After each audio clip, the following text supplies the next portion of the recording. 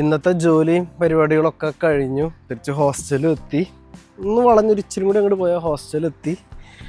പക്ഷേ ഇന്നത്തെ അവസ്ഥ പരിതാപകരം, തീരെ വയ്യ.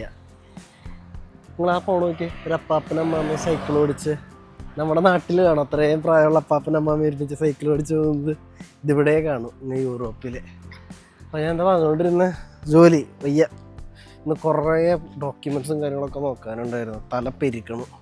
അതിൻ്റെ ഇടയിൽ കൂടെ ഏതോ ഒരു നല്ല ഏതോ 2 ലാപ്ടോപ്പ് കേടാക്കി വെച്ചേക്കുണ്ട്. ലാപ്ടോപ്പിൻ്റെ ഷോർട്ടേജ് ഒക്കെ കൂടി ആയിട്ട് ആകെ മൊത്തത്തിൽ വിഷയമായിരുന്നു.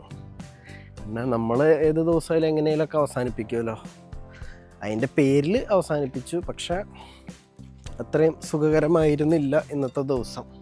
പക്ഷെ എങ്ങനെ അവസാനിപ്പിച്ചു, അത്രയൊക്കെ തന്നെ. ഇനിയിപ്പോൾ അടുത്ത ദിവസം, അതായത് നാളെ ജോലിക്ക് പോകണം.